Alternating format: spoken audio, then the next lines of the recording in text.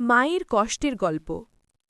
একটি ছোট গ্রামে রিনা নামে এক মা থাকত। স্বামী অনেক আগেই মারা গেছে।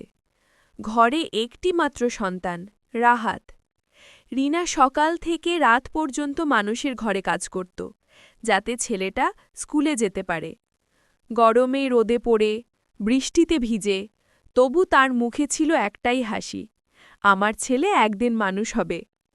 কিন্তু রাহাত বড় হতে হতে বুঝল না সেই হাসির পেছনে কতটা কষ্ট লুকানো ছিল।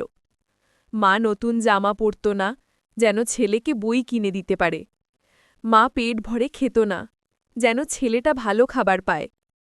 একদিন রাহাত শহরে চাকরি পেল। মাকে বলল, মা, আমি তোমাকে সুখে রাখব।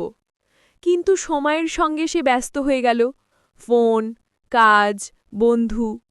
মা প্রতিদিন অপেক্ষা করত, আজ হয়তো ছেলেটা আসবে। একদিন রাহাত গ্রামে ফিরল, কিন্তু তখন অনেক দেরি হয়ে গেছে। মা ঘুমিয়ে আছে, চিরদিনের জন্য। মায়ের কপালে হাত রেখে রাহাত কেঁদে বলল, তুমি শুধু কষ্ট দিলে মা, আমি দিতে পারলাম না ভালোবাসা। মা কখনো অভিযোগ করে না, কিন্তু তার নীরব কষ্টটাই সবচেয়ে বড় ভালোবাসা।